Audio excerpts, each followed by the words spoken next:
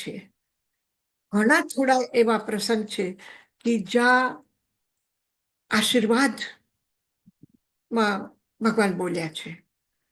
અને ભગવાનના વાણીનો ખરેખર કે કઈ દુનિયાની વાણી લઈ આવ્યા છે. મનુષ્યની વાણી છે, જે આપણે રોજમાં શબ્દ બોલીએ એ શબ્દો છે, પણ એમાં પણ એટલું બધું હૃદયની સદભાવના, એમના અંતરની બીજા માટે કરુણા, પ્રેમ એક એક શબ્દમાં એવી રીતે આવ્યા છે. જેવી રીતે આપણે કહીએ ને, સુયમ મેં આવું સંતેનમ, હે આયુષ્યમાન સંબોધન કર્યું છે. હે આયુષ્યમાન. આપણે કોઈને પગે લાગીએ તો મોટાઓ શું આશીર્વાદ આપે? શું આપે?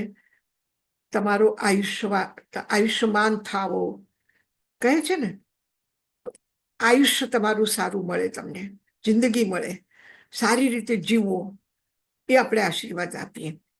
અને આયુષ્યમાન આ સંબોધન છે. એટલે જે આપણે કોઈને આશીર્વાદ માટે બોલીએ તો તમે તમારું આયુષ્ય લાંબો થાવ, તમે ઘણા વર્ષો જીવો. જીવેમ શરદ શતમ, સંસ્કૃતમાં પણ કહ્યું છે તમે 100 સાલ જીવો. તો ત્યાં પ્રાર્થના છે. જીવ્યા કે નથી, એટલું આયુષ્ય છે કે નહીં, આ શંકા છે. પણ જ્યારે ભગવાન સંબોધન કરીને કહે છે આયુષ્યમાન આવું સંતેનમ, ત્યારે શું છે કે તમે આયુષ્યમાન છો, તમારું આયુષ્ય સારું એવું તમને મળ્યું છે. એક વિશ્વાસ છે એમાં. તો એવી અદ્ભુત ભાષા છે કે સંબોધનમાં તમે જ્ઞાની છો, મેહાવી, તમે જ્ઞાની છો, તમે વિવેકવાન છો, તમે પ્રાજ્ઞ છો. આ તો છે જ, પણ આમાં આ ગાથા જે છે આમાં આશીર્વાદ છે. કેવી રીતે આશીર્વાદ છે? કે સાધનાનો ક્ષેત્ર, ધર્મનો ક્ષેત્ર નિષ્ક્રિય નથી. છોડી દીધું, ત્યાગ કરી દીધું, સંસાર છોડી દીધું, આ ખાવાનું છોડી દીધું, પીવાનું છોડી દીધું, આ નહીં કરો, એ નહીં કરો, કરવાનું છોડી દીધું. આ છોડી દીધું એટલે શું થયા? નિષ્કર્મણ્ય થઈ ગયા, કર્મ શૂન્ય થઈ ગયા, પ્રવૃત્તિ શૂન્ય થઈ ગયા? નહીં. પ્રવૃત્તિ શૂન્ય કેવલ જ્ઞાન થયા પછી પણ નથી થતા. નથી થતા. ભગવાન મહાવીર એક ગામથી બીજા ગામમાં જાય છે, એક શહેરથી બીજા શહેરમાં જાય છે. કોઈ આવે છે, પોતાની જીવનની કોઈ પ્રશ્ન રાખે છે, એનું સમાધાન કરે છે. કોઈ જાણવા આવે છે તો એને સમજાવે છે. તો પ્રવૃત્તિ તો છે જ ને, બોલવાની છે, ચાલવાની છે, બધી પ્રવૃત્તિઓ છે. તો પ્રવૃત્તિ શૂન્ય નહીં થઈ શકાય ધર્મના નામ ઉપર કે અધ્યાત્મના નામ ઉપર. તમે 4 કલાક ધ્યાન લગાડીને ગુફામાં જઈને બેસો તો પણ પ્રવૃત્તિ ચાલુ રહેશે કે નહીં રહેશે? મનમાં વિચારો આવશે જ. શરીરની પણ પ્રવૃત્તિ ગમે તેટલા મહાન યોગી હશે તો પણ એ અટકાવી ન શકે. શ્વાસની ગતિ ચાલશે કે નહીં ચાલે? બ્લડ સર્ક્યુલેશન ચાલશે કે નહીં ચાલશે? તો શું શરીરની પ્રવૃત્તિ રોકી શકો છો? નહીં રોકી શકો છો. તો એટલે પ્રવૃત્તિનો નિષેધ નથી, બલકે પુરુષાર્થ કરવાનું કહ્યું છે. ભગવાન મહાવીર ભાગ્યવાદી કે નિયતિવાદી નથી એકલા. એક અંશ છે એટલો સ્વીકાર કરો, પણ પુરુષાર્થને પણ વિસારો નહીં. પુરુષાર્થ તમારું રહેશે જ, પ્રવૃત્તિ તમારે કરવી જ છે, પરાક્રમ તમારે કરવાનું જ છે. ઉત્તરાધ્યાયનો 29મો અધ્યાય છે સમ્યક તો પરાક્રમ. સમ્યક તો પામ્યા પછી પણ મોક્ષ જાઓ ત્યાં સુધીમાં તમારી પ્રવૃત્તિ રહેશે, પુરુષાર્થ રહેશે, પરાક્રમ રહેશે. એટલે ભગવાન મહાવીર ગૌતમ સ્વામી જેવાને પણ કહે છે કે સમયમ ગોયમ માં પમાય, તું એક સમયનો પણ પ્રમાદ નહીં કર. તો પ્રમાદ નહીં કરો તો શું કરો? પુરુષાર્થ કરો. તો કયા જગ્યા પર પુરુષાર્થ કરું હું? જેનાથી મારા નરકાયુનો બંધ થાય આવું પુરુષાર્થ કરું હું? ક્રોધમાં આવીને પુરુષાર્થ કરું? અહંકારમાં આવીને પુરુષાર્થ કરું? શું કરવું? કયું પુરુષાર્થ હોવું જોઈએ? તો કેટલા સ્પષ્ટતાથી એને કહ્યું છે, નાનેનમ દંસનેનમ ચ ચરિતેનમ તવે નય.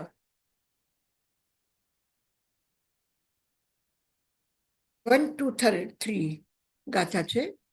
હા, 120-30. નાનેનમ દંસનેનમ ચ ચરિતેનમ ચ તવે નય ખંતિયે મુત્તિયેય વઢ્ઢમાના ભવાઈહ. જ્ઞાનના ક્ષેત્રમાં તમે પુરુષાર્થ કરો, દર્શન અને ચારિત્ર અને તપ અને ક્ષમા,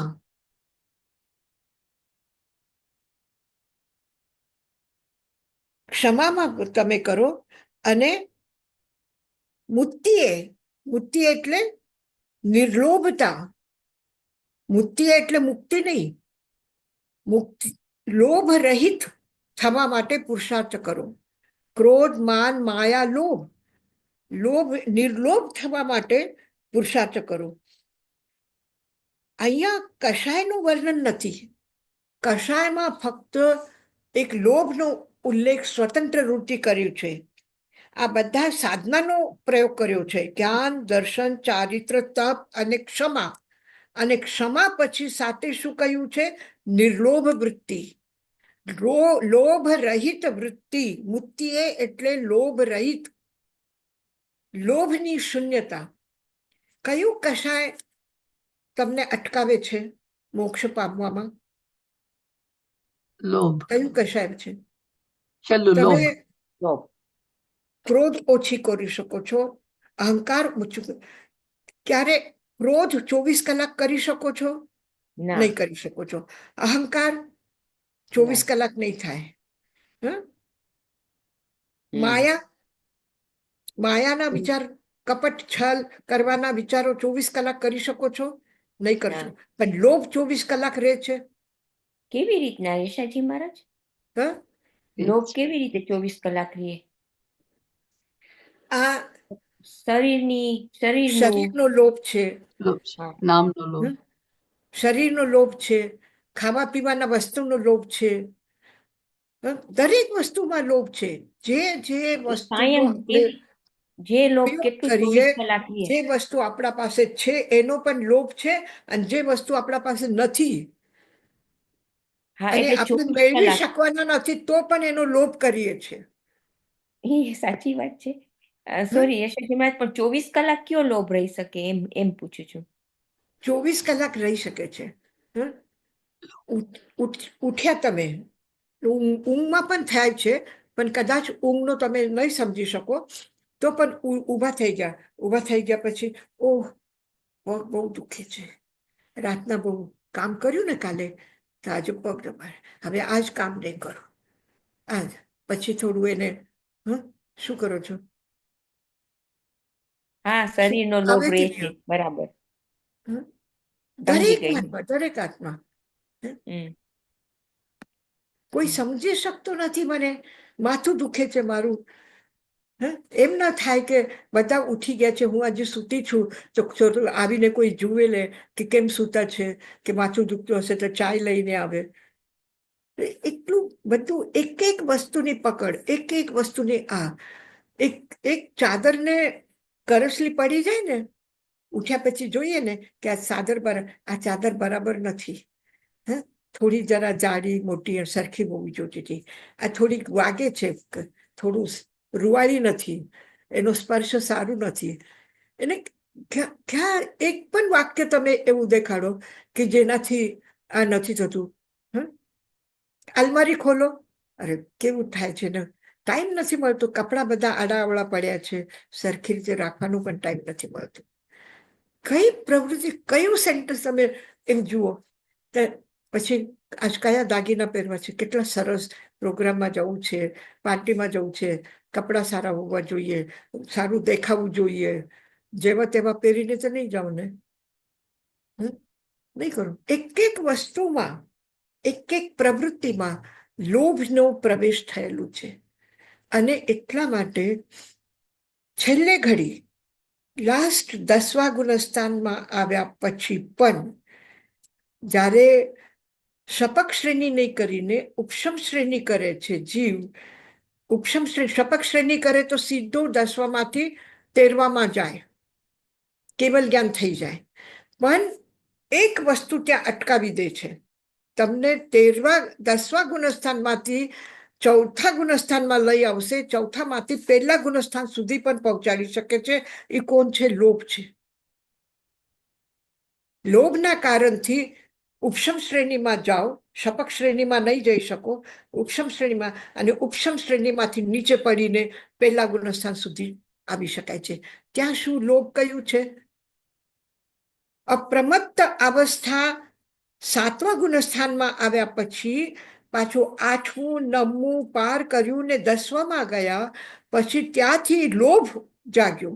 ક્રોધ નથી, માન નથી, માયા નથી, ફક્ત એક લોભ છે. કયું લોભ છે? સંજલન લોભ છે. અનંતાનુબંધી પણ નથી, અપ્રત્યાખ્યાનાવર્ણીય પણ નથી, પ્રત્યાખ્યાનાવર્ણીય પણ નહીં, માત્ર સંજલન લોભ છે. અને એ સંજલન લોભ, એક જ લોભ રહી ગયું છે. મોહનીય કર્મની 16 પ્રકૃતિ છે. અનંતાનુબંધી ક્રોધ, માન, માયા, લોભ. અપ્રત્યાખ્યાનાવર્ણીય ક્રોધ, માન, માયા, લોભ. પ્રત્યાખ્યાનાવર્ણીય ક્રોધ, માન, માયા, લોભ. સંજલન ક્રોધ, માન, માયા, લોભ. અને 9 કશાય છે. હાસ્ય, રતિ, અરતિ, ભય, શોક, જુગુપ્સા, સ્ત્રીવેદ, પુરુષવેદ અને નપુંસક વેદ. વેદ પણ ખતમ થઈ ગયું, પણ ફક્ત એક મોહનીય કર્મની એક પ્રકૃતિ છે, સંજલન લોભ રહી ગયું છે, કે જેના કારણથી કેવલ જ્ઞાન નથી થયું. અને સંજલન લોભ કયું રહ્યું? કે મારું યશ. ક્યાં રહ્યું? ન વસ્તુમાં રહ્યું, ન કોઈ પદાર્થમાં રહ્યું, ન ખાવા પીવામાં રહ્યું. શેનું લોભ રહી ગયું? ફક્ત એક મારું યશ. આટલું ઝીણી સૂક્ષ્મ છે લોભ, તો શું 24 કલાક નહીં રહેશે? યશોજીમાં મારું યશ એટલે કેવી રીતના? હવે આ જો હું ન કરું તો લોકો મને શું કહેશે?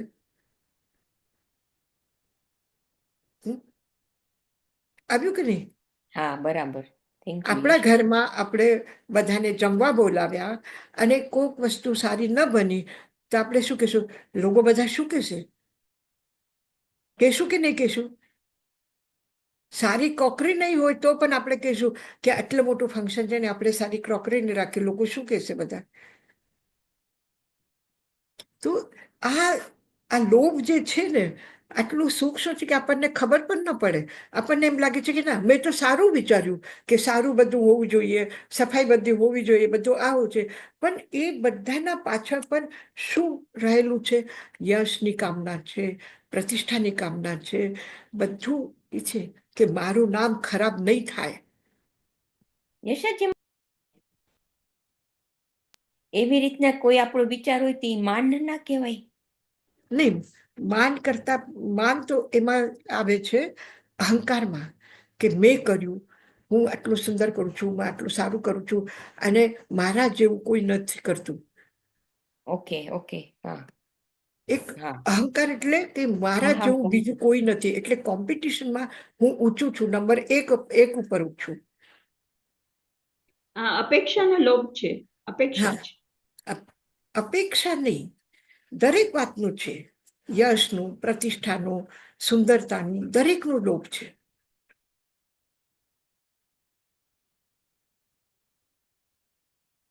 તો આ બધામાં જ્ઞાન, દર્શન, ચારિત્ર, તપ, ક્ષમા અને નિર્લોભ વૃત્તિ, આમાં તમે પુરુષાર્થ કરો. અને ખાલી પુરુષાર્થ કરો એટલું જ નથી કીધું. શું કીધું? વઢ્ઠમાના ભવાઈહ. તમે આ માર્ગ ઉપર આગળ ને આગળ વધતા રહેજો. આશીર્વાદ આપ્યું છે. વઢ્ઠમાના ભવાઈહ, વધતા રહેજો. વર્ધમાન એટલે વૃદ્ધિ થાય. વૃદ્ધિ થાય. કોઈ દિવસ પગ પાછું નહીં પડે, પગ પાછળ નહીં પડે. આગળ ને આગળ, આગળ ને આગળ પ્રગતિ થતી જાય. તો તમારી પ્રગતિ હંમેશા થતી રહે. તમે હંમેશા આગળ વધતા રહો. વઢ્ઠમાના ભવાઈય, આ આશીર્વાદ સૂચક છે કે તમે આ માર્ગ ઉપર આવ્યા છો તો જ્ઞાનના માર્ગ ઉપર દર્શનના, ચારિત્ર, તપ, ક્ષમા અને નિર્લોભ વૃત્તિમાં સતત પ્રયત્નપૂર્વક આગળ વધતા રહેજો. અપ્રમત્ત ભાવથી આગળ વધતા રહેજો કે એની સૂક્ષ્મ રેખા પણ ક્યાંય તમારા માર્ગમાં બાધક નહીં બને. પછી આ 23મો અધ્યાયની આગળના સૂત્ર છે. તમને ખબર હશે 23મો અધ્યાય બહુ સરસ છે ઉત્તરાધ્યાય સૂત્રનો. આ કેશી સ્વામી અને ગૌતમ સ્વામીનો, અને એટલું મહત્વપૂર્ણ છે કે અત્યાર સુધીના ધાર્મિક જગતમાં એક પંથમાંથી અનેક પંથ નિર્માણ થયા, એક સંપ્રદાયમાંથી અનેક સંપ્રદાયો પેદા થઈ, એક ગ્રુપમાંથી અનેક ગ્રુપ, અલગ અલગ પ્રવચન આપનાર, અલગ અલગ વક્તાઓ, અલગ અલગ લોકો આવી ગયા અને પોતપોતાનું ગ્રુપ બનાવીને હવે સંપ્રદાય પરંપરા નથી રહી, હવે ગ્રુપ રહી ગયા છે. બધા એક પછી એક વધતા જાય છે. પણ કોઈ એવું પ્રસંગ તમને યાદ છે, તમે એવું સાંભળ્યું છે કે એક સંપ્રદાય બીજા સંપ્રદાયમાં મળી ગઈ, એક પરંપરા બીજા પરંપરામાં મળી ગઈ, એક ગ્રુપ બીજા ગ્રુપ સાથે એક થઈ ગયા? એવું ઉદાહરણ કોઈ નથી થયું. અને આ જે ઉદાહરણ છે કેશી સ્વામી અને ગૌતમ સ્વામીનો, આ તો એક શાસન બીજા શાસનમાં આવી ગયો છે. અત્યારે કોનું શાસન છે? તીર્થંકર મહાવીરના શાસનમાં આપણે છે. શાસનપતિ બોલીએ ને આપણે, શાસનપતિ ભગવાન મહાવીરની જય. શું બોલો છો? શાસનપતિ બોલો ને. તો શાસનપતિ ભગવાન મહાવીર છે અને પાર્શ્વનાથ પરંપરાના પાર્શ્વનાથ તીર્થંકર શાસનપતિ થઈ ચૂક્યા છે. જેવી રીતે એક રાષ્ટ્રના એક રાષ્ટ્રપતિ થઈ ચૂક્યા છે અને હવે આ બીજા રાષ્ટ્રપતિ વર્તમાનમાં આ આપણા દેશના રાષ્ટ્રપતિ છે, તો શાસન કોનું ચાલશે? જે વર્તમાનમાં છે. શાસન એનું નહીં ચાલે જે પેલા થઈ ગયા છે. તો પાર્શ્વનાથ પરંપરાના કેશી સ્વામી છે અને ભગવાન મહાવીરના પરંપરાના કોણ છે? ગૌતમ સ્વામી. આ બંને મળે છે અને બંને મળીને પોતાના જે પણ કંઈક શંકાઓ હતી, સંદેહ હતા, એ બધા એને ઉકેલ કર્યા, ખોલીને બધાના વચમાં રાખ્યા અને એનું સમાધાન શોધ્યું. અને પ્રશ્ન પૂછે છે કેશી સ્વામી અને સમાધાન કરે છે ગૌતમ સ્વામી. ઘરમાં શું થાય છે? છોકરાઓ પ્રશ્ન પૂછે છે અને જવાબ કોને આપવું પડે છે? વડીલોને, મોટાઓને. તો પાર્શ્વનાથ વડીલ છે કે મહાવીર વડીલ છે? કોણ મોટા છે? મહાવીર કરતા પણ પાર્શ્વનાથ મોટા છે. કારણ ભગવાન કમાલ છે તીર્થંકરોનો. પણ આપણે ખાલી દીક્ષાના 1-2 વર્ષ પર્યાયમાં મોટા હશો તો પણ લાગે છે કે હું મોટી છું, મને પગે લાગવું જોઈએ. એમ થાય ને. પછી પદ ઉપર આવી ગયા. પદ ઉપર આવી ગયા એટલે એક આચાર્ય હોય અને એક એનાથી પણ સ્થવિર સાધુ હોય. સ્થવિર એટલે દીક્ષા પર્યાયમાં મોટા હોય, ઉંમરમાં મોટા હોય, જ્ઞાનમાં પણ મોટા હોય, તો પણ એ સ્થવિર સાધુ કોને પગે લાગશે? આચાર્યને પગે લાગે. તીર્થંકરના સમૂહ શરણમાં કેવલ જ્ઞાની પણ આવે છે, કેવલ જ્ઞાની પણ વિરાજમાન થાય છે. તો કેવલ જ્ઞાનીનું જ્ઞાન અને મહાવીરનું જ્ઞાન કઈ ઓછું અધિક છે? ઓછું અધિક છે? જરાય ઓછું અધિક નથી. જે કેવલ તીર્થંકરનું જ્ઞાન છે એ કેવલ જ્ઞાનીનું જ્ઞાન છે, જે કેવલ જ્ઞાનીનું જ્ઞાન છે એ તીર્થંકરનું જ્ઞાન છે. પણ તીર્થંકર શાસનપતિ છે. તીર્થંકર તીર્થની સ્થાપના કરે છે. એટલે સમૂહ શરણમાં આસપાસમાં જેટલા પણ કેવલી હશે એ પણ સમૂહ શરણમાં આવીને બેસશે. એને કઈ નવું જ્ઞાન મેળવવાનું છે તે સાંભળવા આવ્યા છે? નહીં. પણ એક સન્માન છે તીર્થંકરનું. કે એમાં આવીને બેસે. પછી આવીને શું એના માટે પણ સોનાના સિંહાસન બનાવ્યા છે કે લાઈનથી બેસાડી દીધા સિંહાસન ઉપર? નહીં, એક પરિષદમાં કેવલ ક્યાંની બેઠા છે. તો આ આટલું સન્માન છે, છતાં પણ ગૌતમ સ્વામી શું વિચારે છે? શું વિચારે છે કે અને ભગવાન મહાવીર, ગૌતમ સ્વામી કેવી રીતે વિચારે?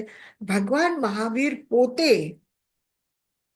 જ્યારે પણ અરિષ્ટ નેમીનું નામ લેશે ત્યારે એમ નહીં કહેશે અરિષ્ટ નેમી, ત્યારે શું કહે છે? અરહા અરિષ્ટ નેમી, અરહંત અરિષ્ટ નેમી, એટલે તીર્થંકર અરિષ્ટ નેમી. આટલા સન્માનથી એને બોલાવે છે, એના સન્માન સાથે એનો ઉલ્લેખ કરે છે. પુરુષાદાનીએ, પુરુષમાં પુરુષો, આપણે નમુથનમમાં પાઠમાં જેવી રીતે કે પુરુષોત્તમાનમ, તો એવી રીતે પુરુષાદાનીએ મતલબ પુરુષોમાં શ્રેષ્ઠ છે પાર્શ્વનાથ. આ ભગવાન મહાવીર ઉલ્લેખ કરે છે. જ્યારે મહાવીર ઉલ્લેખ કરે છે તો ગૌતમ સ્વામી પણ શું વિચારે છે કે પાર્શ્વનાથ પરંપરા અમારા પહેલાની પરંપરા છે, મોટા ઘરના છે. કેશવ સ્વામી કોના ઘરના છે? મોટા ઘરના છે. અમે નાના ઘરના છીએ. અમારા બાપુજીના મોટા ભાઈના દીકરા છે હોય, બરાબર? તો એ મોટા છે, એટલે મને ચાલીને જવું જોઈએ, એના સામે થઈને મને જવું જોઈએ. એ ના આવે, હું જઈશ. બાકી બધી જગ્યા પાર્શ્વનાથ પરંપરાના શિષ્ય ભગવાન મહાવીરના સમોશરણમાં આવ્યા છે, એને પ્રશ્ન પૂછ્યા છે અને આવ્યા છે.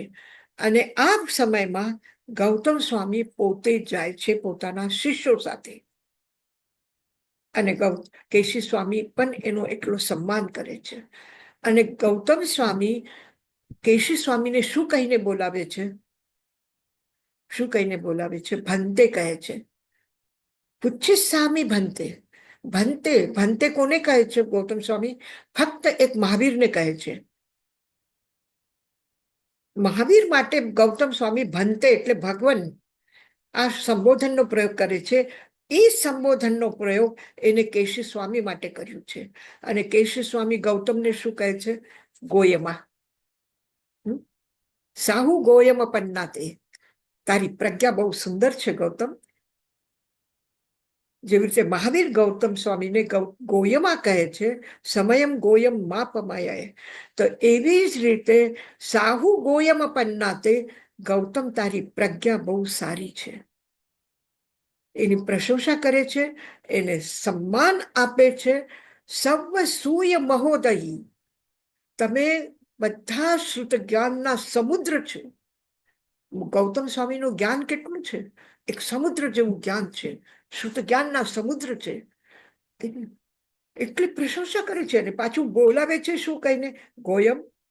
જેવી રીતે એક પિતા ખુશ થઈને પ્રશંસા કરે છે દીકરાની, શાબાશકી આપે છે અને પાછું નામ લઈને બોલાવે છે. ગોયમાં કહ્યું છે, ગૌતમ સ્વામી પણ નથી કીધું, ગોયમા કહે છે, ગોયમ કહે છે.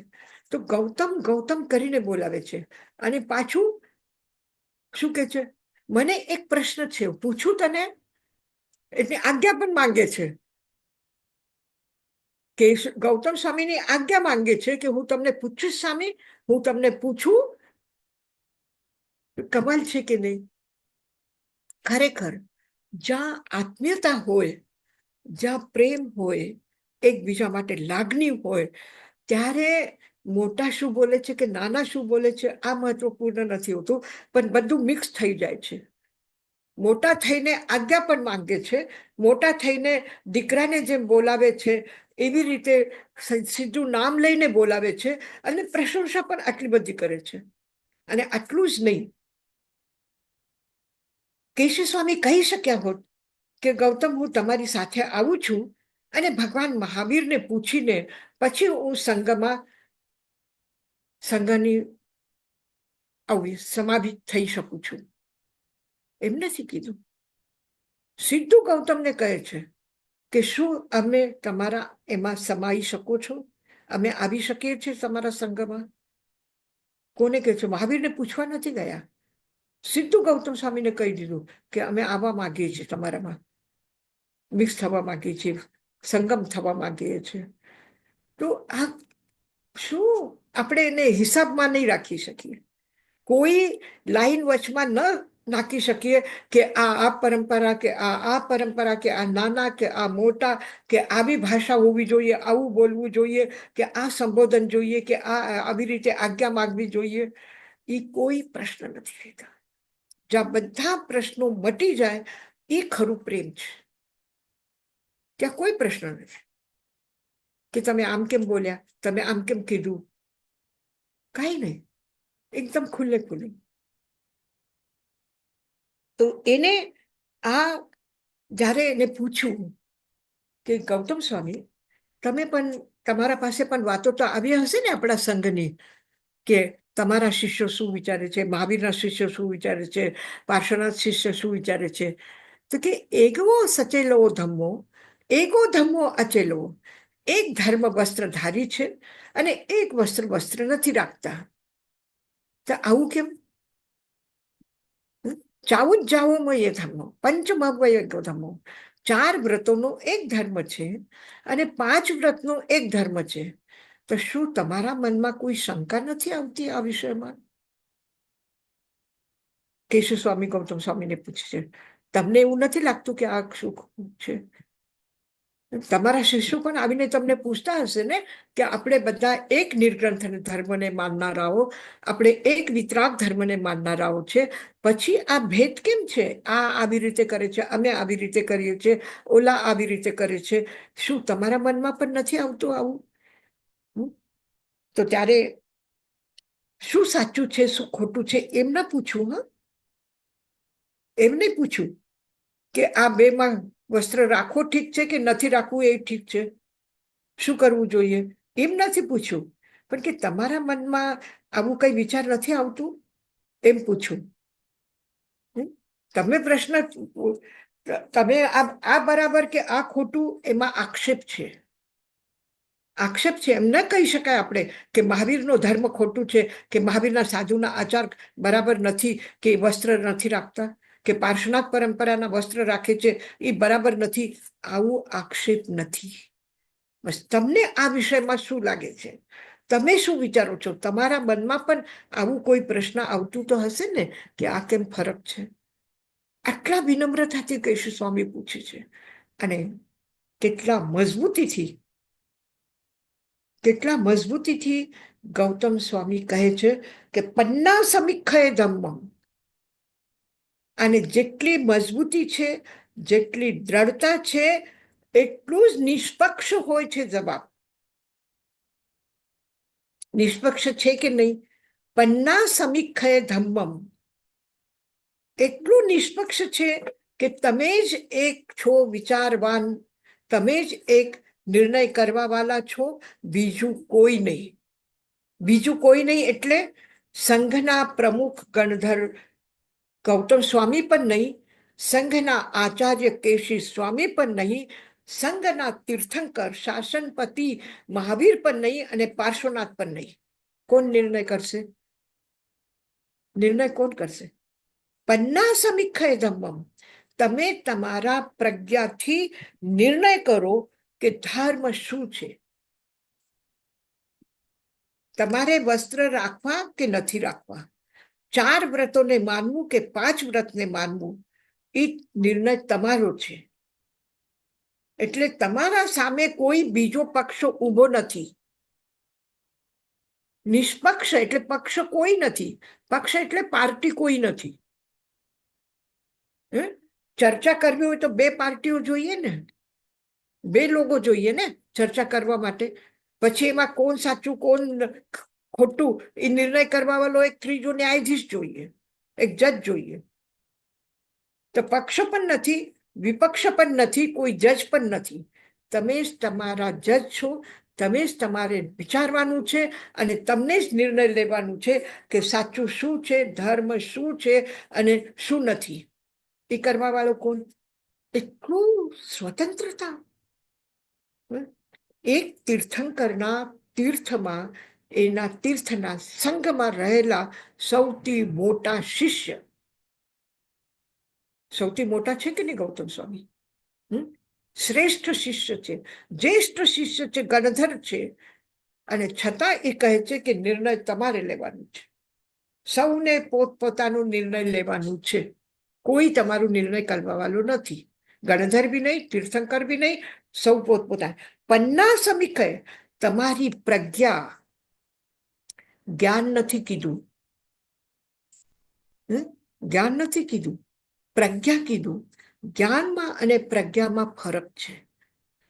એક જ જેવું છે, શબ્દનો અર્થ તમે જોવા જશો ડિક્શનરીમાં એક જ મળશે, પણ જ્ઞાન એટલે સત્ય શું છે એ જાણ્યું, અને પછી આ ઉચિત સમય ઉપર ઉચિત નિર્ણય લેવાનું, ઉચિત વાત કરવાની.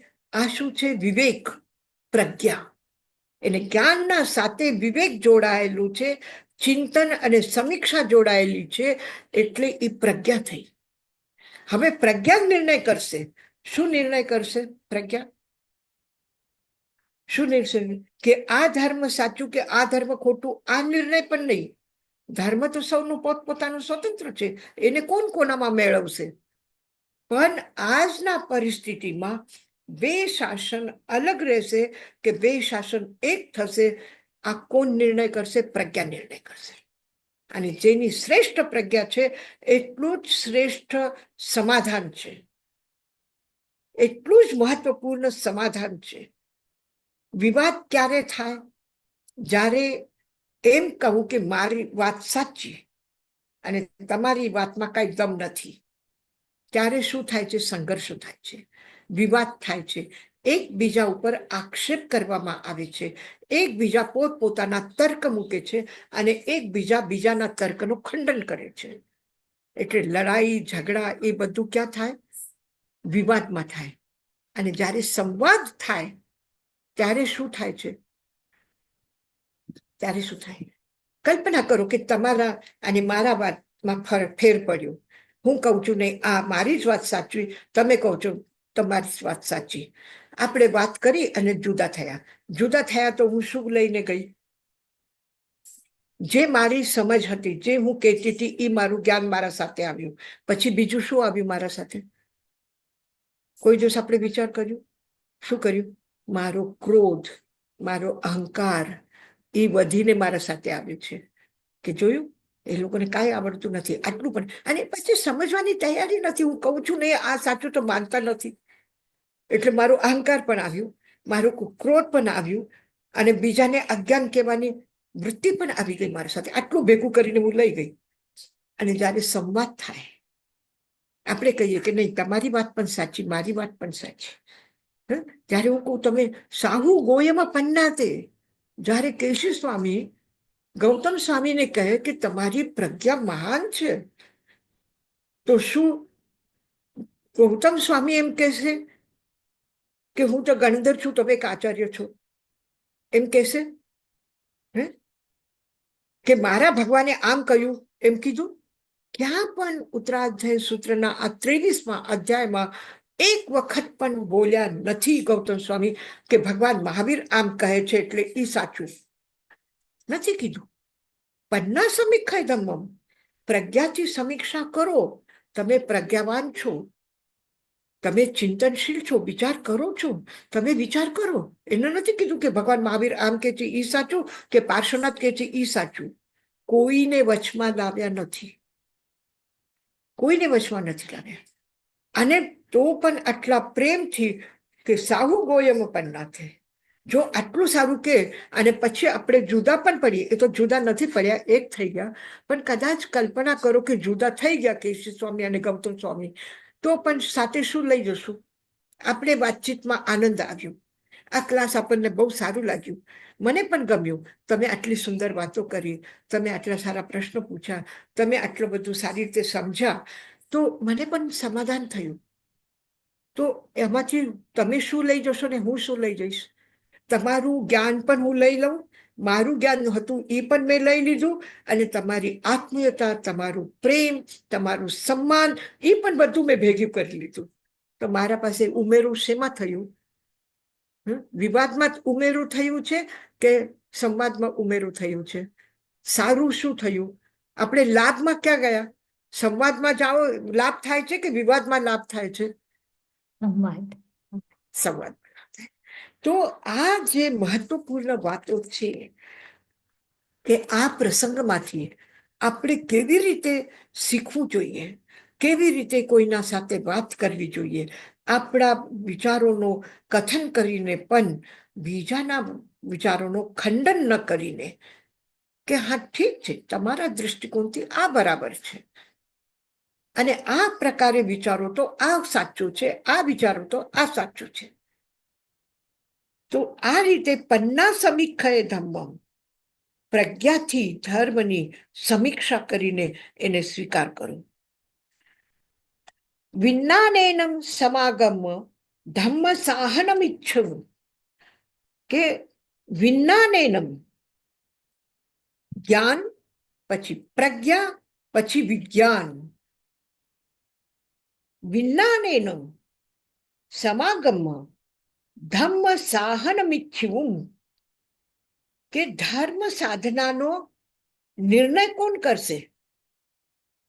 ધર્મ સાહન મીચ્છું, ધર્મની સાધના કરનારા, ઈચ્છા રાખવા વાળા, ધર્મ સાધનાના ઈચ્છુક વ્યક્તિ વિજ્ઞાનેનો સમાગમ, વિજ્ઞાનથી નિર્ણય કરવું જોઈએ. કોણ નિર્ણય કરશે? કોણ નિર્ણય કરશે? આપણે બધા વિચારીને સમીક્ષા કરીને નિર્ણય લેવાનું છે. નિર્ણય નિર્ણય કે હું જે કહું છું આ બરાબર છે ને આવું જ થવું જોઈએ, આ નહીં નિર્ણય, આ નિર્ણય નહીં.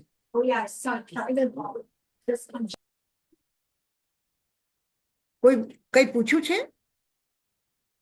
યશાજી મહારાજ, વિજ્ઞાન તો એ જ્ઞાન છે, પ્રજ્ઞા છે, વિજ્ઞાન છે, એમાં શું છે?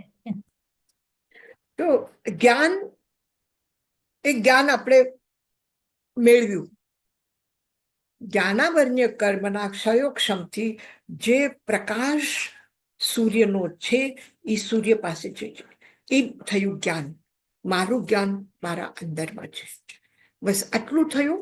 પછી બીજા પાસે પણ જ્ઞાન છે, એ જ્ઞાનના માટે હું વિચાર કરું, ચિંતન કરું, કે હું એમ કહું છું કે નિશ્ચયની દૃષ્ટિ બરાબર છે કે વ્યવહારની દૃષ્ટિ બરાબર છે.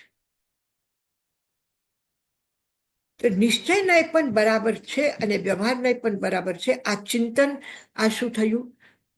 પ્રજ્ઞા થઈ. પછી જ્યારે આવા મોકા આવે ત્યારે હું કોને પ્રધાનતા આપું? મારો આગ્રહ છે કે નિશ્ચયનય જ બરાબર છે. એ ખાલી આત્માના જ્ઞાન સ્વરૂપ હોવાની વાત કરે છે, એટલે મારી આત્મા જ્ઞાન સ્વરૂપ છે, આ જ સાચું છે, એ જ્ઞાન સિવાય બીજું બધું ખોટું છે. બરાબર? હવે આ સ્વાધ્યાય કર્યું, જમવાનું ટાઈમ થયું, મને ભૂખ લાગી, તો હું ક્યાં શું કરું? જ્ઞાન પાસે જાઉં કે રોટલી પાસે જાઉં? રોટલી પાસે. શરીરની ભૂખ લાગી છે એ જોવું કે મારી આત્માની ભૂખ જ્ઞાનની છે? ક્યાં? તો વ્યવહાર પણ સત્ય છે, નિશ્ચય નયના પ્રમાણે વ્યવહાર નય પણ સત્ય છે. અને આ શરીરની આવશ્યકતા પ્રમાણે, આ આપણા સંઘની વ્યવસ્થા પ્રમાણે આ ટાઈમ અત્યારે જમવાનું છે, તમારે જમવાનું છે. બરાબર? મારું સાધનાનું દિવસ, આજે પર્યુષણ શરૂ થવાના છે, કે આજે કોઈ પાખી છે કે એ છે, આજે મારે ઉપવાસ કરવું છે, તો મારી પ્રજ્ઞા છે, મારી પ્રજ્ઞા છે, હું ઉપવાસ કરું. પછી હું આત્મા ધ્યાનમાં રહું કે સ્વાધ્યાયમાં રહું કે રહું, બરાબર છે. તો આ પણ સત્ય છે અને આ પણ સત્ય છે, બંને છે. જ્યારે આત્મજ્ઞાનની વાત કરું ત્યારે શરીર પણ, આ જ્યાં સુધી આત્મા શરીરમાં છે ત્યાં સુધી શરીરનો સાથ પણ મને સ્વીકાર કરવાનો છે, એને ઇનકાર નહીં કરવાનો કે આ ખોટું છે, આ તો સંસાર છે, આ તો નકામું સંસાર, ખારું છે, સારું કાંટાની ઝાડી છે, શું શું આપણે બોલીએ, એ બધું એ નહીં. બરાબર? જ્યાં સુધી હું અહીંયા છું આપણે જ્યાં સુધી ભલે રેન્ટ ઉપર ઘર લીધું છે, પણ જ્યાં સુધી એ ઘરમાં રહો છો ત્યાં સુધી સફાઈ કરશો કે નહીં? કે આ ઘર મારું નથી તો ગંદુ પડ્યું રહે? એવું ચાલશે? મને ધ્યાન કરવું છે, મને સાધના કરવી છે, મને સ્વાધ્યાય કરવું છે, તો મને આ ઘરમાં રહીને કરવું છે, તો આ ઘરની પણ સાફ સફાઈ કરું તો સ્વાધ્યાયમાં મન લાગી રહેશે. આ શરીરને પણ કહું, બાબા તું તારું ખાઈ લે, પી લે, તું તારું સ્વસ્થ રહે, હવે તું મને મહેરબાની કરીને મને તું સાતા રાખજે, મને સ્વાધ્યાય કરવા દેજે, વચમાં ડિસ્ટર્બ નહીં કરતો. હા, અને ખરેખર તમે કરીને જુઓ, જ્યારે પણ આપણે સાધના કરીએ કે સ્વાધ્યાય કરીએ, આ ફ્રેન્ડ છે આપણું, આ ફ્રેન્ડને કહી દેવાનું કે જો હું 1 કલાક હવે સ્વાધ્યાય કરું છું, હા, વચમાં તારે ડિસ્ટર્બ નહીં કરવાનું કે મને પાણી જોઈએ, કે મને માથું દુખે છે, કે મારી દવા રહી ગઈ, કે મને દવા લેવી છે, એ બધું નહીં વિચારતો. પહેલા તને જે જોતું એ કહી દે, હું તારું બધું કરી દઉં, પણ આમના મને 1 કલાક તું બરાબર સાતા આપજે. હો, એટલું જ નહીં, આપણે બહાર બેઠા હશું, ઝાડના નીચે બેઠા હશું અને આપણે ધ્યાન કરવું છે, તો આપણે ધ્યાનના પહેલા આપણે એકદમ આત્મસ્થિત થઈને બધા આસપાસના જીવોને પણ વિનંતી કરો કે હું હાથ જોડીને, હે મચ્છર, હે મક્ખી, એ બધા જીવો, તમને વિનંતી કરું છું કે પ્લીઝ તમે મને ડિસ્ટર્બ નહીં કરતા. 1 કલાક મને એકદમ, તમે જોજો કોઈ મચ્છર નહીં કરડશે, કોઈ તમારી પાસે આવીને તમને ડિસ્ટર્બ નહીં કરશે. તો આપણા તરફથી આપણે આવો ભાવ એને આપીએ તો આ વિજ્ઞાન થઈ ગયું, આ પ્રેક્ટિકલ થયું, જ્ઞાન આપણું વ્યવહારમાં આવ્યું.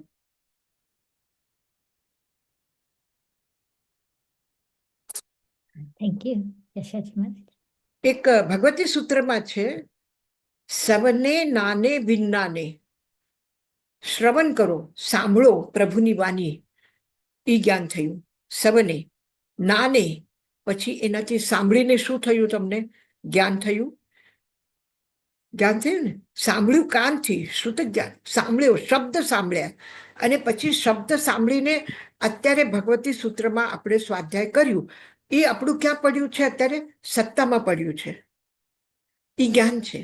એના ઉપર જ્યારે ચિંતન કરશું, આપણને આ વિજ્ઞાન શબ્દ વાંચીને એ યાદ આવ્યું કે સવને નાને વિન્નાને, તો વિજ્ઞાન, તો આ ચિંતન પ્રજ્ઞા થઈ, અને વિજ્ઞાન શું થયું કે આપણે એનું ઉચ્ચારણ કર્યું, આપણે ભગવતી સૂત્રનો અર્થ જોયું, આપણે એના પર કે આ મારા પ્રયોગમાં કેવી રીતે, આ જ્ઞાન પ્રયોગમાં કેવી રીતે આવે. હું કહું કે આ દરેક જીવમાં આત્મા છે, મારી આત્મા, એની આત્મામાં કોઈ ફરક નથી. આત્મભાવ, એ પણ સુખ ઈચ્છે છે, હું પણ સુખ ઈચ્છું છું. આ મારું જ્ઞાન થયું, વિજ્ઞાન થઈ ગયું. પછી હું કહું કે એને સુખ પ્રિય છે, મારી જેમ એને સુખ પ્રિય છે, તો હું એને તકલીફ નહીં આપું. આ શું થયું? વિજ્ઞાન થઈ ગયું. વિજ્ઞાનેન સમાગમ ધમ્મ સાધનમિચ્છું, ધર્મની સાધના માટે સાધન કેવા હોવા જોઈએ? ધર્મની સાધના કરવા માટે વસ્ત્ર રાખવા જોઈએ કે નહીં રાખવા જોઈએ?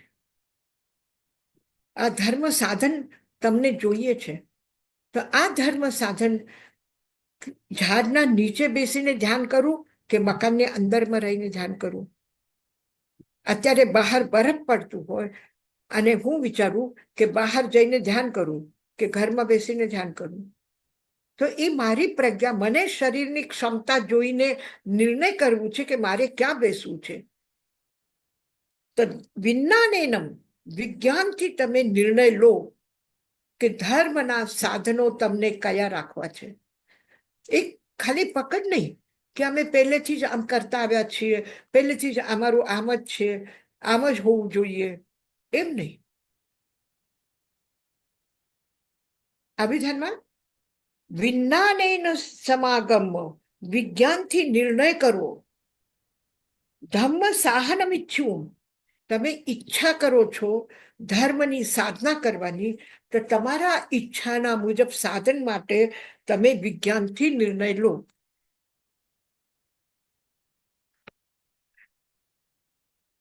કોઈને કઈ પૂછવું છે? યશુજી મહારાજ વચમાં I mean at the time આપણું ખંડન ને ભેદન ને ખંડન એવું બહુ થતું હતું, ડિબેટ્સ બહુ થતી હતી, તો એનું મહત્વ શું હતું? આપણે સમાધાન કરીએ છીએ પણ એમાં સમાધાન આવતું હતું કે નહીં, કે કેવી રીતના?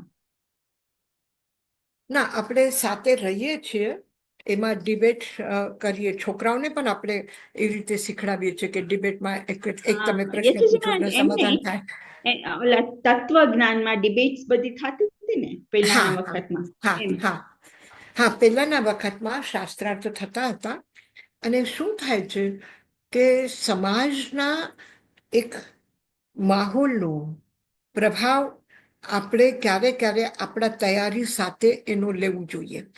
જેવી રીતે પહેલા આ 3 ધર્મ હતા, જૈન ધર્મ, બૌદ્ધ ધર્મ અને વૈદિક ધર્મ.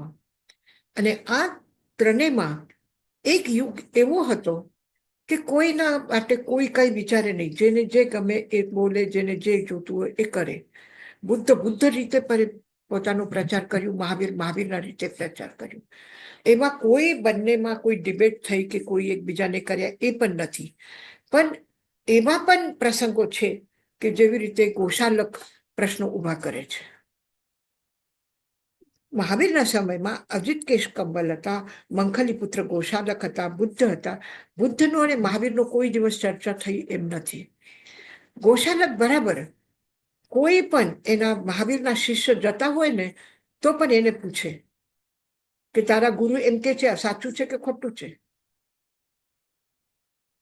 તો આ પણ એક હતું, પણ એમાં 2 ભાવના હોય. એક શકડાલ છે, કુંભાર છે, અને એના કુંભારશાળામાં મહાવીર ગયા અને એ નિયતિવાદી છે. તો ભગવાન મહાવીર અને એમાં પ્રશ્નોત્તર થયા. મહાવીર એને પૂછ્યું કે તારા આ ઘડા છે, કોઈ એને તોડી નાખે તો તું શું કરીશ? કે હું ગુસ્સો કરીશ, હું એને કહીશ મારા ઘડા કેમ તોડે, મારું નુકસાન થયું, મારા પૈસા. કે કેમ? તું તો નિયતિવાદી છો. આ ઘડાની પર્યાય હવે તૂટવાનો સમય આવ્યો, તે તૂટી ગયું. પછી એક પ્રશ્ન હજી થયો કે પત્નીના સાથે કોઈ આવીને દુર્વ્યવહાર કરે તો તું શું કરીશ? તો કે હું એને મારી નાખીશ. તો કે તું નિયતિવાદી છો, તો પછી એમ કેમ પત્નીના સાથે એવું થવાનું હતું એ થયું, એમ કેમ ન વિચાર્યું? તો આ સિદ્ધાંતોની સમજાવવાની, સિદ્ધાંતોને કરવાની આ પણ એક પદ્ધતિ છે. અને આ પણ એક પદ્ધતિ છે કે કોઈના એમાં દખલ નહીં કરે, જેને જે યોગ્ય લાગે, જે પ્રચાર હોય. હવે કેશી સ્વામીને યોગ્ય લાગ્યું કે મને મહાવીરની પરંપરામાં સંમિલિત થવું છે, અને એ ગૌતમ સ્વામીને કહીને આવી ગયા સંઘમાં, અને સંઘ એક થઈ ગયો. પાર્શ્વનાથનું સંઘ અલગ ન રહ્યું, મહાવીરની પરંપરામાં આવી ગયા, એમ પણ થયું. સ્કંદક આવે છે, એ પણ મહાવીરના પાસે સમાહિત થઈ ગયું મહાવીરની પરંપરામાં. અને ગોશાલક થોડા સમય સાથે રહ્યો ને પછી જુદું પડ્યું. તો એકબીજાના એના પાછળ એક જ વાત છે કે જ્યાં વિદ્વેષ છે, એકબીજાને નીચું દેખાડવાની વૃત્તિ છે, ત્યાં એ ખરાબ છે. પણ એક શીખવા માટે એક વ્યક્તિ કહે છે કે ભાગ્ય શ્રેષ્ઠ છે, અને બીજો વ્યક્તિ કહે છે, એના તર્ક આપે છે, એને સમજાવે. તો આ જ્ઞાનના વિસ્તાર માટે આપણે છોકરાઓમાં એમાં ડિબેટ કરીએ છીએ કે પ્રશ્ન આવી શકે છે, અને એનું સમાધાન આ છે, અને એ સમાધાન કરી શકે છે, એ શીખડાવવા માટે આપણે ડિબેટ કરીએ છીએ. આપણે એમ નથી કે આ ગ્રુપ જીતી ગયો, આ ગ્રુપને વધારે માર્ક મળ્યા, આનું બોલવાનું સારું હતું, આનું કહેવાની પદ્ધતિ સારી, એને દાખલા સારા આપ્યા, તો એનો મતલબ એ નથી કે એ સારા છે ને તમે ખરાબ છો. એ નથી. જ્યારે ખાલી જ્ઞાનવર્ધક ડિબેટ થાય તો એ બરાબર છે, પણ એકબીજા માટે ઈર્ષા, દ્વેષ, ઘૃણા, નફરત, પછી એમાં હિંસા, એ બધું ન આવવું જોઈએ. એ બધું આવે તો પછી એ ડિબેટ નથી. થેન્ક યુ યશોજી મહારાજ. હા, અને સંવાદ થવું જોઈએ, વિવાદ ન થવું જોઈએ. આપણે પ્રેક્ટિસ માટે 2 ટીમ રમે છે. સ્કૂલમાં પણ 2 ટીમ થઈને રમે છે ને, ક્રિકેટ રમે છે, બાસ્કેટબોલ રમે છે, એ કરે છે. તો એમાં કોઈ હાર જીતનો આટલું મોટું એ નથી હોતું. કોઈ પણ જીતે, કોઈ પણ હારે, તો બધા ખુશ થઈ જાય. પણ જ્યારે હિન્દુસ્તાન પાકિસ્તાન ક્રિકેટ રમે ત્યારે શું થાય? ત્યારે એક દ્વેષ ભાવના જાગે છે. ત્યારે એક બીજાને હારવું જ જોઈએ, પાકિસ્તાન ન જ જીતે, ઇન્ડિયા જ જીતે, આ ભાવ જે જાગે છે એ બરાબર નથી. તો યશાજી મહારાજ, રમત ને રમત રહેવા દો, એને હાર જીતનો પ્રશ્ન નહીં ઉભો કરો. યશાજી મહારાજ, પહેલા જ્યારે આચાર્ય સિદ્ધ સેન દિવાકર ઈ ટાઈમ હિસ્ટ્રીની વાત કરીએ છીએ, ત્યારે તો ડિબેટિંગ એકદમ આમ ઊંચા લેવલમાં હતું અને બધા ડિબેટ કરતા હતા. પણ ત્યારે આમ હતું કે જો તમે હારી જાઓ તો તમે એ થાય છે કે મારા ભગવાનની વાત હું સરખી રીતે સમજાવીને નહીં રાખી અને એટલે અમે હારી ગયા. તો આ એક દુઃખ છે. અને મેં સારી રીતે ખૂબ અભ્યાસ કરીને, ખૂબ ભણીને, ખૂબ તૈયાર થઈને એ લોકોને બરાબર જવાબ આપું. હું ભગવાનના ધર્મનું પ્રતિપાદન સરખું રીતે કરું. અને આશ્ચર્ય થશે તમને કે અકલંક અને નિકલંક 2 ભાઈ હતા. એ આચાર્ય હતા, સંઘના ખૂબ વિદ્વાન, સારા એવા હતા. હવે બૌદ્ધ ધર્મ સાથે શાસ્ત્રાર્થ થતો હતો. એને બૌદ્ધ ધર્મનું એના જ્યાં સુધી એના ગ્રંથો નહીં વાંચો, એને સમજીને નહીં લો, ત્યાં સુધી પછી આપણે એના કેવી રીતે વિચાર કરશું? પ્રજ્ઞા વિજ્ઞાન કેવી રીતે આવશે કે આ લોકો આ તર્ક મૂકે છે તો આપણે કયા તર્ક રાખીને એના મતનું ખંડન કરવું જોઈએ? એ કહે છે સર્વમ ક્ષણિકમ, બધું ક્ષણિક છે, કોઈ કાયમ રહેવા વાળું નથી. અને ભગવાન મહાવીર કહે છે કે ક્ષણિક પણ છે અને શાશ્વત પણ છે. તો હવે એ ક્ષણિક છે એના કયા તર્ક આપે છે એ સમજ્યા વગર આપણે એને શાશ્વત કેવી રીતે સિદ્ધ કરવાના એ કરવાનું. તો શરીરની પર્યાયો બદલાય છે, ક્ષણ ક્ષણ બદલાય છે, ક્ષણ ક્ષણ શરીર નષ્ટ થશે. મરી ગયા પછી આ શરીરને બાળી નાખશે તો આ નષ્ટ થયું કે નહીં, એ ક્ષણજીવી છે, એ શાશ્વત નથી. અને આત્મા શાશ્વત છે. આ શરીરમાંથી નીકળીને બીજા શરીરમાં ગઈ, કયા શરીરમાં કયા જન્મમાં હતી ત્યાંથી આ જન્મમાં આવી, તો આત્મા નિત્ય છે અને શરીર. હવે આ બધું આપણે વાંચ્યું નહીં, સમજ્યા નહીં, તો આપણે તર્ક કેવી રીતે મૂકશું? એટલે બંને જણા બૌદ્ધ નાલંદા યુનિવર્સિટીમાં ગયા, ત્યાં બૌદ્ધ ધર્મનો અધ્યયન કર્યું અને બધા નોટ્સ તૈયાર કર્યા. હવે એક દિવસ એના નોટ્સ કોઈ જોઈ લીધા કે શું શું નોટ કર્યું છે, એના સામે કયા તર્ક છે એને કાપવા માટે બધું નોટ કર્યા. હવે એ જોયું તો એને ડાઉટ થયું કે અરે આ બૌદ્ધ નથી, આ જૈન છે. તો હવે એને કાઢી મૂકું અને કેવી રીતે ખબર પડે કે આ બૌદ્ધ છે, આપણા ધર્મ, આ બૌદ્ધ નથી, આપણા ધર્મનું નથી, ને આપણા આશ્રમમાં આવીને, આપણા યુનિવર્સિટીમાં આવીને ભણે છે અહીંયા. તો એ તપાસ કાઢવા માટે કોઈ કે છે નવકાર મંત્ર લખીને રાખ્યું, કોઈ કે શાસ્ત્ર રાખ્યા, જૈન આગમ રાખ્યા, અને કહ્યું કે તમે એને પગ મૂકીને જાઓ. તો જે બૌદ્ધ ભિક્ષુ હતા એ બધા પગ મૂકીને ગયા. હવે અકલંક અને નિકલંક શું કરે? તો એને શું કર્યું? દોડતા આવીને એક છલાંગ મારીને નીકળી ગયા, પગ ન મૂક્યું. હવે ખબર પડી અરે એને પગ ન મૂક્યો એટલે આ જૈન છે, આ બૌદ્ધ નથી. એટલે પાછળ ગયા તો એક જણ તો પકડાઈ ગયો, એને મારી નાખ્યું. અને બીજો છે નદીમાં કૂદી ગયો, એટલે નદીમાં તરીને નીકળી ગયા એ. તો એ જ ઉતાર્યા. પછી એને પોતાના પ્રભુની વાણીને બરાબર બીજાના સામે નીચે ન દેખાવું એટલા માટે કેટલું મોટું આ છે, ઉત્સર્ગ છે કે નહીં? પોતાનું જીવન હોમી દીધું. અને એને પણ નદીમાં કૂદી ગયા હવે નદીમાં ન જવું જોઈએ તો પણ ગયા ને, અને નદીમાં ડૂબી શક્યા હોત જો ન નીકળ્યા હોત તો. અને પછી નીકળીને પાછું એના સાથે શાસ્ત્રાર્થ કરવા ગયા. તો એ આ એક યુગ હતો દ્વેષનો. તો દ્વેષના સામે ક્યારે ક્યારે એક અહિંસક લડાઈ હતી આ.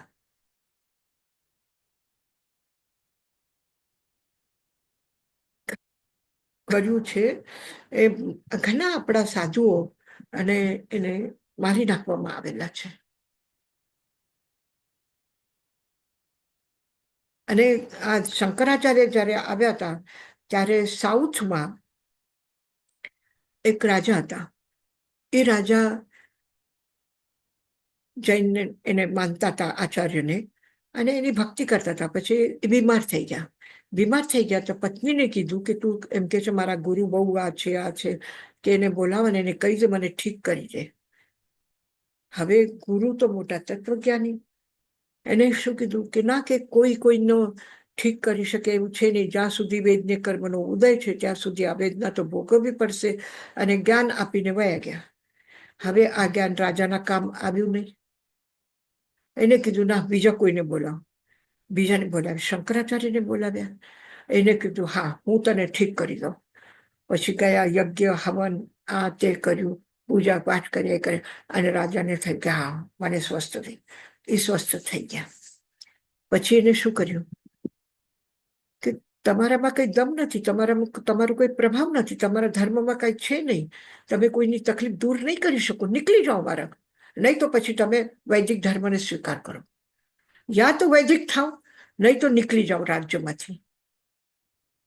તો આવા પ્રસંગમાં જો આપણે આપણી રીતે આ શાસન દેવીની પ્રાર્થના, શ્રી, અને ત્યારે સાઉથમાં આ દિગંબર રચના છે, શ્રીમદ ગીર્વાન ચક્ર, આ જે પદ્માવતી સ્તોત્ર છે, આ પદ્માવતીની પૂજા છે, આ એમાંથી આવે છે. તો અમુક સમયમાં કમજોર મનસ્થિતિના વ્યક્તિ માટે શું કરવું પડે છે? આવા સાધનો પણ હાથમાં આપવા પડે.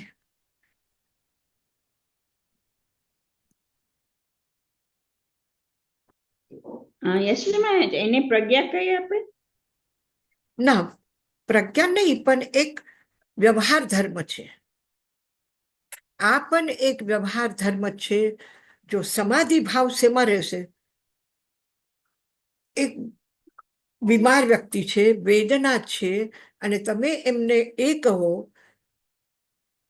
કે જો સાચું જ્ઞાન નિશ્ચયનું તો આ જ છે કે કોઈ કોઈનો બગાડી શકે નહીં, કોઈ કોઈનો સારું કરી શકે નહીં, પરમાત્મા પણ કંઈ કરી શકે નહીં, હું પણ કંઈ કરી શકવાનો નથી, ડોક્ટર પણ કંઈ કરી શકે નહીં.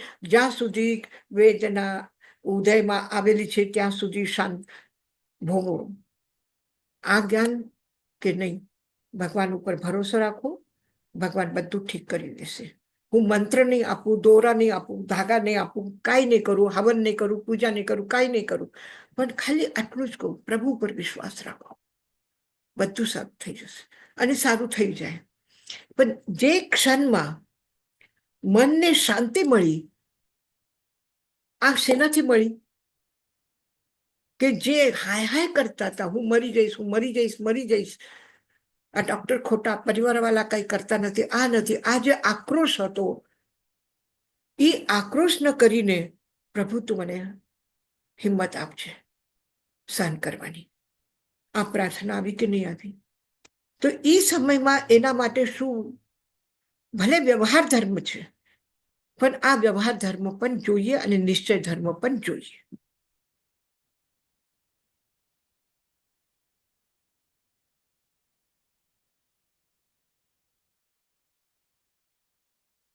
બરાબર?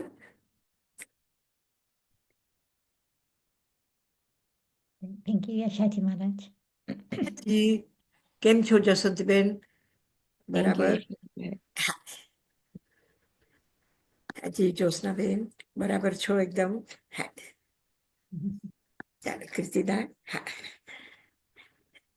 કેટલા પ્રેમથી તમે બધું ટાઈમ કાઢો છો, સાંભળો છો, અને તમારી પ્રસન્નતા જોઈને અમારી પણ પ્રસન્નતા વધી જાય છે એકદમ. તમને જોઈને અમે બહુ જ ખુશ થઈ જઈએ એટલે આવીએ છીએ. સાચી વાત. બસ આ ગુરુદેવજીના, તાઈ મહારાજના આપણે કેટલા ઉપકાર માનીએ કે એમના લીધે આપણને એક દિશા મળી, આપણને એક રસ્તો મળ્યો, અને આ માર્ગે આવવાનું, આ જ્ઞાન, દર્શન, ચારિત્ર, તપ, ક્ષમા, આની આરાધના વડ્ઢમાના ભવાઈ. એમ જ આગળ વધતા રહેજો. હાજી ભાનુબેન, કેમ છો? મજામાં?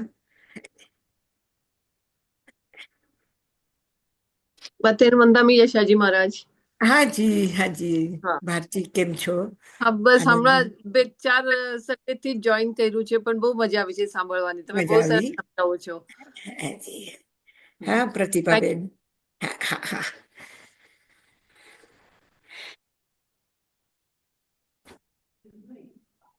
બધે વંદામી પાછા યશાજી મળીશું આપણે. મહારાજ, બહુ હાજી. સરસ સમજાવ્યું. હા, પાછા હા. મળશું આપણે. હાજી હા. યશાજી મહારાજ, માંગલિક સંભળાવશો? હા. નમો અરહંતાનંગ, નમો સિદ્ધાનંગ, નમો આયર્યાનંગ, નમો વચ્છાયાનંગ, નમો લોય સબસાભુનમ, એસો પંચ નમોકારો સર્વપાવપનાશનો, મંગલાનંચ સર્વેસિં પરમં હવૈ મંગલમ. ગુરુદેવ કી આજ્ઞા ચત્તારી મંગલમ, અરહંતા મંગલમ, સિદ્ધા મંગલમ, સાહુ મંગલમ, કેવલીપણતો થમો મંગલમ. ચત્તારી લોગુત્તમા, અરહંતા લોગુત્તમા, સિદ્ધા લોગુત્તમા, સાહુ લોગુત્તમા, કેવલીપણતો થમો લોગુત્તમો. ચત્તારી શરણમ પવજ્જામિ, અરહંતે શરણમ પવજ્જામિ, સિદ્ધે શરણમ પવજ્જામિ, સાહુ શરણમ પવજ્જામિ, કેવલી પન્નતમ ધમ્મમ શરણમ પવજ્જામિ. અરહંત, સિદ્ધ, સાધુ અને ધર્મની શરણ લઈને મંગલમય જીવનની યાત્રા કરી રહ્યા છો. આશીર્વાદ છે પરમ પૂજ્ય ગુરુદેવ અને આચાર્ય શ્રી તાઈમાના. અમારા બધાની તમારા સુંદર, સુખદ, ઉજ્જવલ ભવિષ્ય માટે મંગલ કામના. ઓમ શાંતિ.